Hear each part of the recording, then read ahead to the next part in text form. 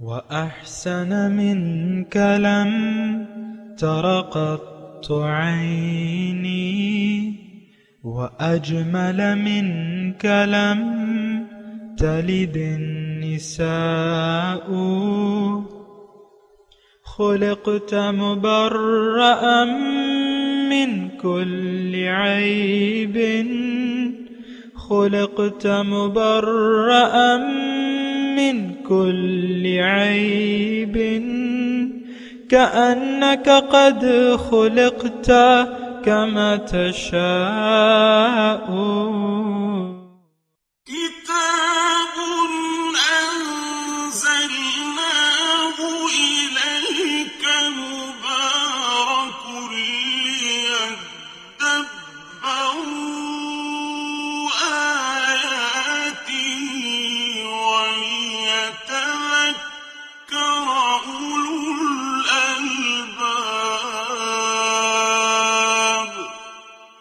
یہ کتاب برکت والی ہے جسے ہم نے آپ کی طرف نازل فرمایا ہے تاکہ دانش مند لوگ اس کی آیتوں میں غور و فکر کریں اور نصیحت حاصل کریں. اللہم صلی علی سیدنا محمد وعلی آل سیدنا محمد بعدد کل ذرۃ مئۃ الف الف مرۃ. سامعین اکرام، سورہ فرقان آیت نمبر 63.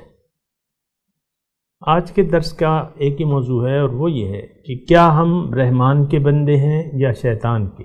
اس کے ساتھ سامعین اکرام آج کے سبق کا آغاز کرتے ہیں. سب سے پہلے گزشتہ سبق کا موقع ہوگا. تبارك الذي جعل في السماء بروجا وجعل فيها سراجا وقمرا منيرا. وہی بڑی برکت و عظمت والا ہے جس نے آسمانی کائنات میں کہکشاؤں کی شکل میں سماوی کروں کی وسیع منزلیں بنائیں اور اس میں سورج کو روشنی اور تپش دینے والا چراغ بنایا اور اس نظام شمسی کے اندر چمکنے والا چاند بنایا. وهو الذي جعل الليل والنهار خلفة لمن أراد أن يذكر أو أراد شكورا. اور وہی ذات ہے جس نے رات اور دن کو ایک دوسرے کے پیچھے گردش کرنے والا بنایا اس کے لیے جو غور و فکر کرنا چاہے یا شکر گزاری کا ارادہ کرے. ان تخلیقی قدرتوں میں نصیحت و ہدایت ہے. سامعین اکرام، سورہ فرقان آیت نمبر 63. وعباد الرحمن، اور اللہ کے بندے جو ہیں، الذین یمشون علی الارض ہونا، وہ زمین پر چلتے ہیں عاجزی سے، آہستگی سے. وَإِذَا خَاطَبَهُمُ الْجَاهِلُونَ قَالُوا سَلَامًا، اور جب جاہل لوگ ان سے جاہلانہ گفتگو کرتے ہیں تو ان کو کہتے ہیں کہ سلام. قالوا سلامہ.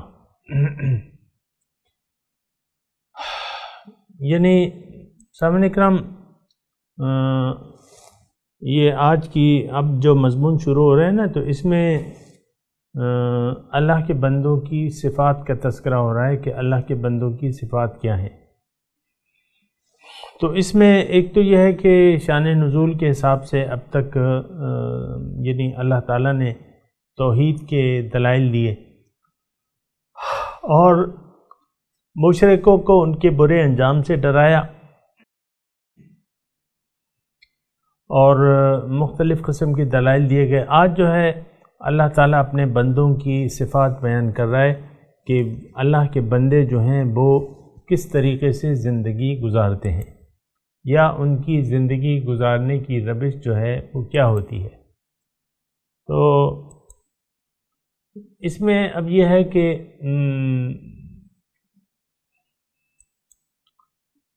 سب سے پہلی جو ہے ان کی چال کی، یعنی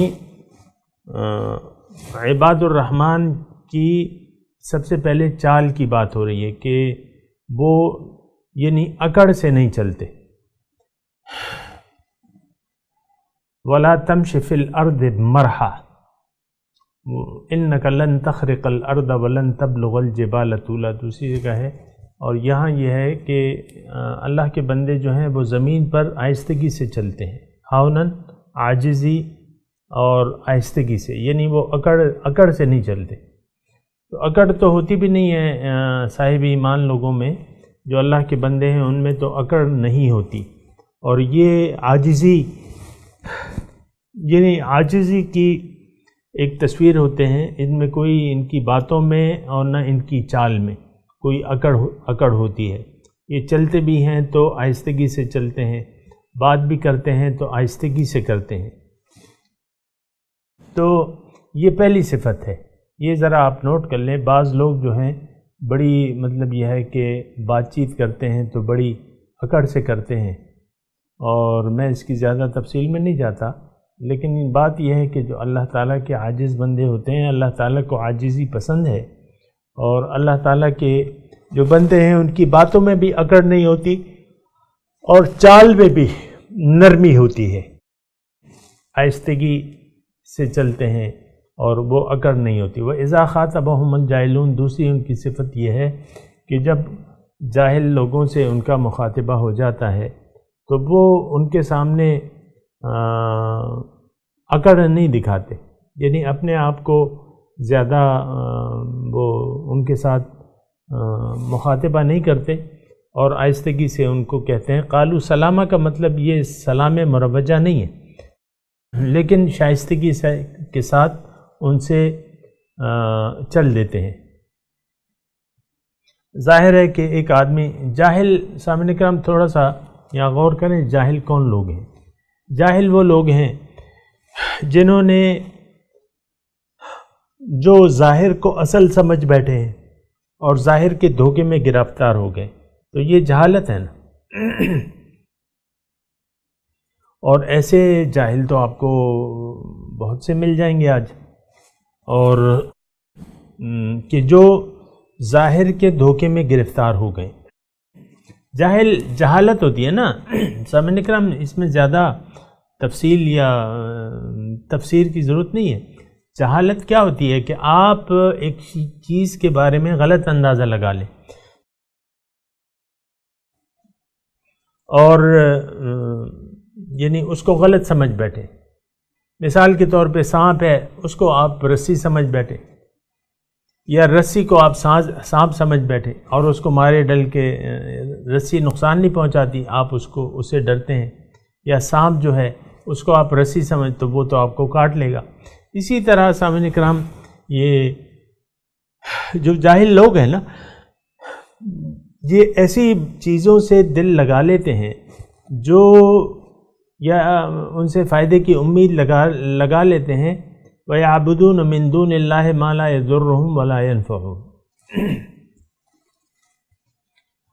اور یہ بات مانتے ہیں، کہنا مانتے ہیں، امید لگاتے ہیں جو ان کو نہ نفع پہنچا سکتی ہے نہ نقصان دے سکتی ہے۔ تو اگر کوئی غیر اللہ سے نفع کی توقع لگا لے یا غیر اللہ کے نقصان سے ڈرے تو یہ جہالت نہیں ہے۔ بھئی جس کے پاس ٹوٹلی اختیار ہے فائدے کا یا نقصان کا، اس سے تو تم نے بے اعتنائی اختیار کر رکھی ہے، اور جس کے ہاتھوں میں کچھ بھی اختیار نہیں ہے، لا یخلقون شیئا وہم یخلقون، ہم نے پڑھا تھا نا کہ انہوں نے تو کوئی چیز نہیں پیدا کی۔ ایسی ہستیوں نے، جن ہستیوں سے یہ توقعات لگا لیتے ہیں، انہوں نے تو کچھ پیدا ہی نہیں کیا، اور وہ خود پیدا شدہ ہیں۔ تو یہ جاہل جو ہیں، سامعین اکرام، مطلب یہ ہے کہ جاہل لوگوں سے تعلقات رکھنا۔ اب یہ ہے نا کہ اب اس آیت کے وہ نچوڑ کی طرف آتے ہیں۔ وَإِذَا خَاطَبَهُمُ الْجَاهِلُونَ قَالُوا سَلَامًا، یعنی جاہلوں کے ساتھ اٹھک بیٹھک یا بات چیت زیادہ نہیں کرتے یہ لوگ، بس کوئی بھی کام کی بات ہو تو کر لو، ورنہ ان کے ساتھ تعلقات قائم رکھنا۔ یہ تھوڑا سا مضمون اس میں وسیع ہے، لیکن یہ ہے کہ آپ بات سمجھ لیں تو بات یہی ہے جو میں کہہ رہا ہوں۔ دوسری جگہ اللہ تعالیٰ نے اس کو دوسرے انداز سے بیان کیا، وَلَا يَتَّخِذْ مِن دُونِ اللَّهِ وَلِلْمُؤْمِنِينَ ولیجہ، او کما قال، ایسی آیت ہے کہ یہ لوگ جو ہیں اللہ کے بندے اللہ کے سوا، مومنوں کے سوا اور اس کے رسول کے سوا کسی دوسرے سے قلبی تعلق نہیں رکھتے۔ جاہلوں کی صحبت میں بیٹھیں گے تو وہ تو جہالت کی باتیں کریں گے۔ یہ بات نوٹ کر لیں سامعین کرام، یہ میں ایسی یعنی آپ کو بتا رہا ہوں کہ اس آیت کا دائرہ کار کہاں تک ہے۔ قالوا سلاما، کہتے ہیں کہ بھائی سلام، تو جاہلوں کی صحبت تو آپ کو پھر جہالت کے بارے میں سوچنے پر مجبور کر دے گی۔ دنیا داروں کی محفل میں تو آپ کو دنیا ہی کی باتیں سننے کے لیے ملیں گی، تو اور دنیا ہماری منزل نہیں ہے سامعین اکرام۔ تو جاہل لوگوں سے تعلقات رکھنا، جاہل لوگوں کی صحبت میں بیٹھنا یا ان سے دل لگا لینا، یہ بات جو ہے یہ مومنوں کی صفات میں نہیں ہے۔ وَإِذَا خَاطَبَهُمُ الْجَاهِلُونَ، یہ ان کا جب مخاطبہ ہوتا ہے جاہل لوگوں سے تو وہ کہتے ہیں سلام۔ وَالَّذِينَ يَبِيتُونَ لِرَبِّهِمْ سُجَّدًا وَقِيَامًا۔ اچھا، اللہ کے بندوں کی ایک اور صفت ہے کہ یہ اللہ کے یبیتون لربہم، اپنے راتیں گزارتے ہیں، یا اللہ اپنے رب کے حضور سجدے اور قیام میں راتیں گزارتے ہیں، یعنی یہ ان کی ایک اور صفت ہے کہ رات کو اپنے رب کے حضور سجدہ ریز رہتے ہیں اور قیام میں وقت گزارتے ہیں۔ تو اس کے بھی سامعین اکرام اپنی حدود و قیود ہیں۔ نیند کا اپنا وقت ہے، لیکن جو اللہ کے وقت بندے ہوتے ہیں تو وہ رات کو بھی اٹھ کے اللہ کی راہ میں تضرع اور عاجزی کرتے ہیں، اور یہ ان کی ایک صفت ہے کہ نیند کو وہ زیادہ اہمیت نہیں دیتے، بلکہ رات کے وقت اللہ کے حضور سجدہ اور قیام میں وقت گزارتے ہیں۔ والذین یقولون ربنا اصرف عنا عذاب جہنم۔ اچھا، یہ سب کرنے کے باوجود ان میں اپنی عبادت کا یا بندگی کا کوئی غرور نہیں ہوتا، اور ظاہر ہے کہ اللہ تعالیٰ جو ہے بڑی بے نیاز ذات ہے، اور یہ بندگی اطاعت یہ ہمارا حق ہے، یعنی اللہ تعالیٰ کا ہم پہ حق ہے یا ہمارے اوپر ہمارا اپنا حق ہے کہ ہم اپنے نفس کو جہنم سے بچائیں۔ تو بچانے کے لیے جو ذرائع ہیں وہ تو اطاعت و بندگی ہے، لیکن اطاعت و بندگی کرنے کے ساتھ ساتھ انسان جو ہے سامعین کرام یہ بات نوٹ کر لیں کہ الایمان بین الخوف والرجا، ایمان جو ہے وہ خوف اور امید کے مابین ہوتا ہے۔ تو جب آپ یعنی اللہ تعالیٰ کی بندگی کرتے ہیں اور اللہ کے بندے بن کر زندگی گزارتے ہیں، تو یعنی نہ صرف یہ کہ انسان کو اپنے رب سے رحمت کی امید ہوتی ہے اور اللہ کی رحمتیں اپنے بندے کے شامل حال ہوتی ہیں، لیکن جو زندگی کا معاملہ ہے نا سامعین اکرام، انسان کی زندگی کا موت تک، یہ پرخطر راستے ہیں۔ یہ صراط مستقیم پر چلنا جو ہے یہ اللہ کو منزل بنا کے اللہ تعالیٰ تک رسائی حاصل کرنا یا پہنچنا، یہ ایک ایسا پل صراط قسم کا ایک سفر ہے سامعین کرام، کیونکہ نفسانی تقاضے، جسمانی تقاضے اور ظاہری تقاضے انسان کو کسی وقت بھی اپنی طرف یعنی نیک بندوں کی بھی اپنی طرف توجہ مرکوز کر لیتے ہیں، اور پھر یہ ہے کہ پھر وہ روحانیت جو ہے وہ سارے مقاصد جو اس نے طے کیے ہیں مومن نے، تو وہ پھر دھرے کے دھرے رہ جاتے ہیں سامعین کرام۔ تو پھر اس صورت میں تو یعنی اللہ تعالیٰ کے عذاب کا اس کو سامنا کرنے پڑے گا، کیونکہ اصل نجات کا ذریعہ جو ہے وہ بندگی ہے سامعین کرام، رب کی بندگی۔ لیکن میں نے آپ کو دوبارہ کہہ رہا ہوں کہ اللہ تعالیٰ کے راستے پر چلتے ہوئے پھر بھی ہمیں نفسانی تقاضے لاحق رہتے ہیں، جسمانی تقاضے، ماحول، معاشرتی تقاضے، تو اس میں اس بات کا امکان ہے، یہ آپ نوٹ کر لیں، اس بات کا امکان ہے کہ انسان پھسل جائے کسی بھی وقت۔ تو اپنی عبادات پہ مغرور نہیں ہونا چاہیے، کیونکہ اس بات کی کوئی گارنٹی نہیں ہے آپ کے پاس کہ آپ واصل باللہ ہو جائیں گے خیریت سے، اور خطرات ہیں۔ اور میں آپ کو مثال دیتا ہوں نا سامعین کرام، یہ پل صراط کی، قیامت کے دن جو پل صراط ہوگا اور جس کا ہم تذکرہ کرتے ہیں، تو وہ پل صراط جو ہے وہ تلوار سے زیادہ تیز اور یعنی دھاگے سے زیادہ باریک، اس طریقے سے کوئی اس کی وہ ہے کہ تیز بھی ہے وہ باریک بھی ہے، تو اس پہ چلنا جو ہے وہ تو اکارے دار۔ تو یہ پل صراط اصل میں جو وہاں آخرت میں ہوگا نا، وہ اصل میں ہے یہاں پہ میان قعر دریا۔ شاعر کہتا ہے نا، میان قعر دریا تخت بندم کر دئی، باز می گوید کہ دامن تر مکن ہوشیار باش، کہ دریا کے میان قعر دریا تخت بندم کر دئی، تم نے تو ایک تختے پہ مجھے بٹھا دیا ہے یا کھڑا کر دیا ہے دریا کے درمیان، اور پھر تم یہ کہتے ہو کہ خبردار تمہارا دامن اس پانی سے گیلا نہ ہو جائے۔ بازمی گوئی کہ دامن تر مکن ہوشیار باش۔ تو یہ تھوڑا سا یہ جو سامعین کرام جو تقوی اللہ تعالیٰ فرماتا ہے نا کہ والعاقبۃ للمتقین، عاقبت متقین کے لیے، یا اللہ تعالیٰ ہمیں تقوی کی نصیحت کرتے ہیں، ان اللہ مع الذین اتقوا یا ایھا الذین آمنوا اتقوا اللہ، اللہ کا تقوی اختیار کرو حق تقاتہ، جیسا کہ اس سے تقوی کا حق ہے۔ یہ اصل میں پل صراط ہے سامعین کرام۔ اور میں اگر آپ کو دوبارہ یہ الفاظ تھوڑی سی آسان اور زبان آسان کر دوں اور سمجھنے کے لیے، تو وہ یہ ہے کہ دنیا حقیقت میں ایک پل صراط کی حیثیت ہے۔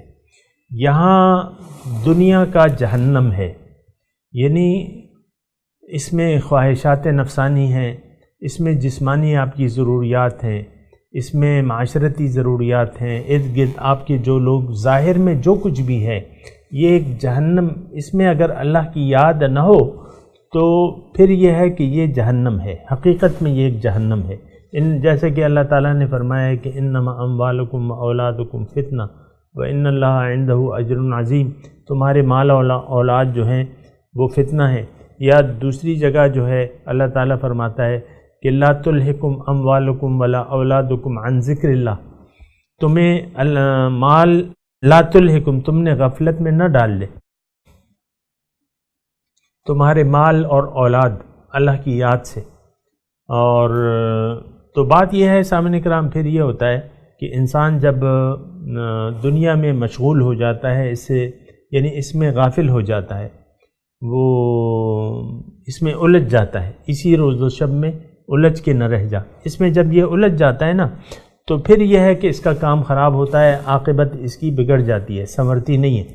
اب یہ ہے کہ صراط مستقیم ایک ایسا راستہ ہے جو یہاں ہمارے سامنے ہے۔ صراط مستقیم ظاہر ہے کہ اللہ تعالیٰ کی ہدایات ہیں، ہدایات خداوندی ہیں، اور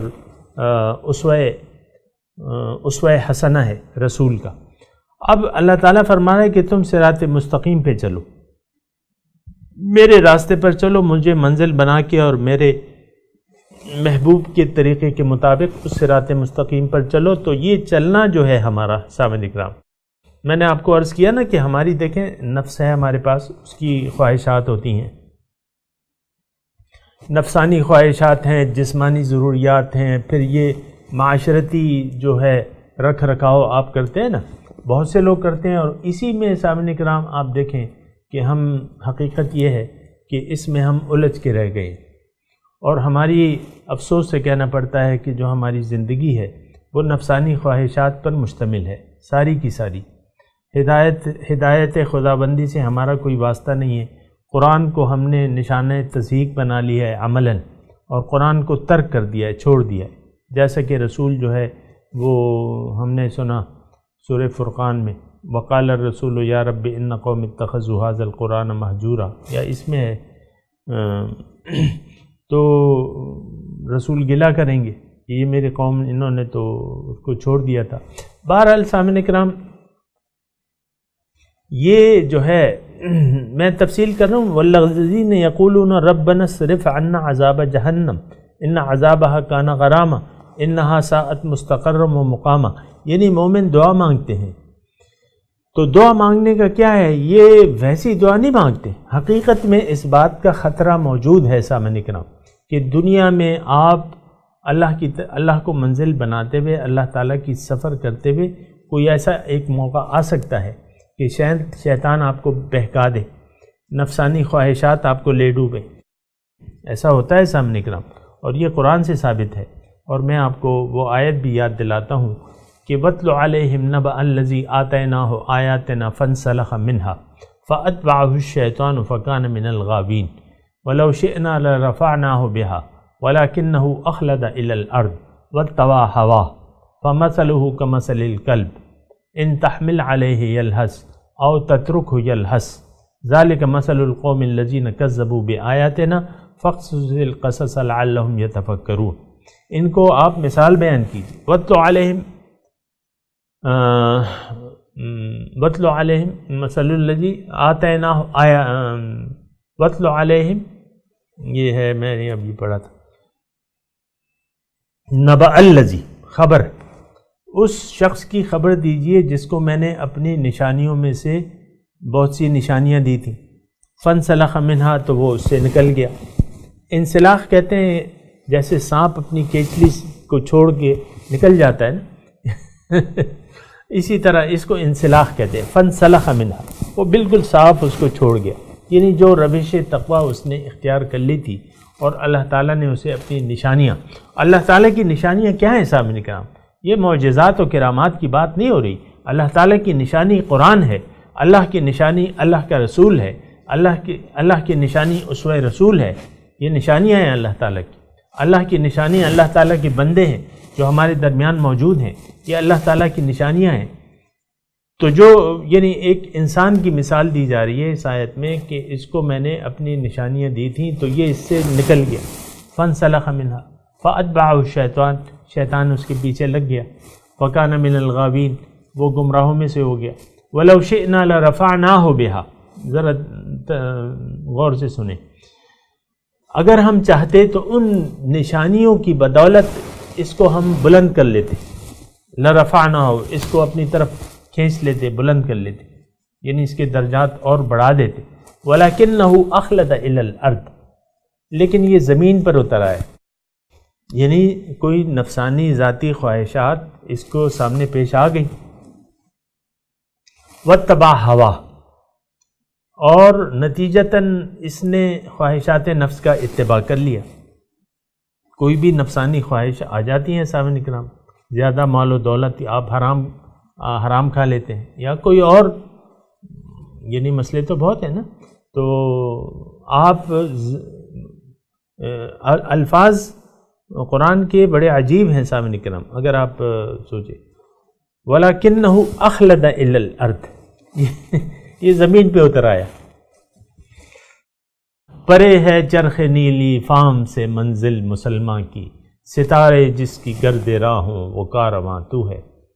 تو انسان کی منزل تو بلندی پہ ہے، اور یہ اس کی تو پرواز مسلسل جاری رہتی ہے، لیکن وہ پرواز کرتے کرتے کوئی جسمانی، نفسانی، معاشرتی یا جو بھی ضروریات اس کو یعنی لالچ آ جاتی ہے، اور یہ پھر زمین پہ اتر آتا ہے، اپنے مقام و مرتبے کو چھوڑ کے، اخلد الی الارض، بڑے عجیب اللہ تعالیٰ نے، یعنی بہت قیمتی الفاظ ہیں، حکمت سے بھرپور جملہ ہے، اخلد الی الارض، اتر آیا زمین پہ، واتبع ہوا، خواہشات کی پیروی شروع کر دی، خواہشات نفسانی کو لے لیا۔ اب یہ ہے کہ اب اس کی مثال جو ہے کتے کی سی ہے۔ بہرحال یہ میں نے آپ کو بتایا کہ انسان، یہ دنیا جو ہے یہ جہنم ہے، دنیا کا ایک جہنم ہے، اس سے اگر آپ گزر گئے، وَإِن مِّنكُمْ إِلَّا وَارِدُهَا كَانَ عَلَىٰ رَبِّكَ حَتْمًا مَّقْضِيًّا، سب لوگ اس جہنم میں رہیں گے، اس پہ وارد ہوں گے، تو ہمارا سب کا، پیغمبروں کا بھی اس دنیا میں ورود ہو چکا ہے۔ تو ثُمَّ نُنَجِّي اللَّهُ الَّذِينَ اتَّقَوْا وَنَذَرُ الظَّالِمِينَ فِيهَا جِثِيًّا۔ یہ جو ہے جہنم جو آپ وہاں گزریں گے، پہلے تو یہاں دنیا کے جہنم سے یہ میں ہوں، یہ میری بیوی ہے، یہ میری شوہر ہے، یہ میری اولاد ہے، یہ میرا مال ہے، یہ سب تو اللہ کی یاد کے بغیر تو یہ جہنم ہے سامنے کا، یہ بات نوٹ کر لیں۔ تو بہرحال تو یہ لوگ جو ہیں یعنی الرٹ رہتے ہیں، ڈرتے رہتے ہیں۔ یخشون ربہم بالغیب ان الذین یخشون ربہم بالغیب لہم مغفرۃ واجر کبیر، جو ڈرے۔ اب یہ ڈر جو ہے یہ میں نے آپ کو پہلے وہ حدیث سنائی کہ ایمان جو ہے وہ خوف اور امید کے مابین ہوتا ہے۔ تو یہ دنیا میں زندگی گزارتے ہوئے ایک خوف ان کو لاحق ہوتا ہے کہ کہیں کوئی ایسا موقع پیش نہ آ جائے کہ ہم زمین پہ اتر جائیں اور نتیجتاً پھر عذاب جہنم کے مستحق ہو جائیں، کیونکہ وہاں تو پھر معاملہ اللہ تعالیٰ سے کوئی مخلوق کا خالق سے بجز بندگی کے کوئی اور رابطہ تو ہے نہیں۔ یہ بات بھی نوٹ کر لیں، ہم بندگی کریں گے تو ٹھیک ہے، نہیں کریں گے تو وہ پھر اس میں آ رہی ہے اس صورت میں آخری آیت۔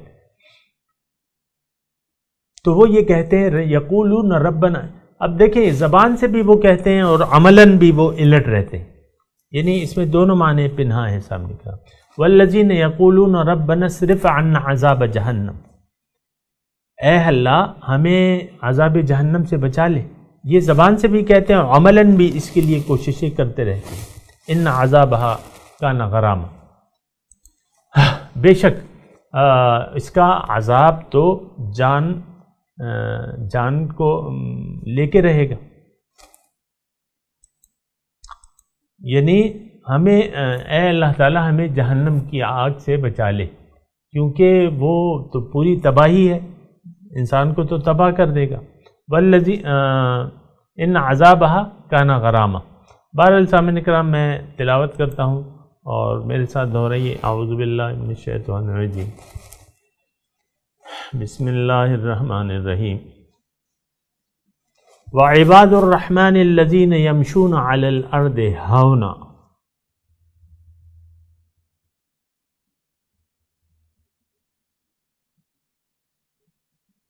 اللہ کے بندے چلتے ہیں زمین پر آہستگی سے، نرمی سے، عاجزی سے۔ وَإِذَا خَاطَبَهُمُ الْجَاهِلُونَ قَالُوا سَلَامًا، اور جب ان کا جاہلوں سے مخاطبہ ہوتا ہے تو وہ کہتے ہیں سلام۔ وَالَّذِينَ يَبِيتُونَ لِرَبِّهِمْ سُجَّدًا وَقِيَامًا۔ ترجمہ چلیں ترجمہ ہی سنا دیں۔ وہ اپنے رب کے سامنے راتوں کو سجدہ اور قیام کی حالت میں گزارتے ہیں، یعنی ایک حصہ اس کا، رات کا ایک حصہ۔ سورہ مزمل میں اس کی وہ ہے وضاحت۔ والذین یقولون ربنا اصرف عنا عذاب جہنم،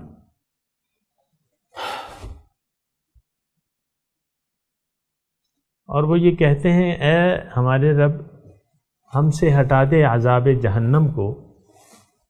ان عذابہا کان غراما، بے شک اس کا عذاب جو ہے وہ تو پوری تباہی ہے۔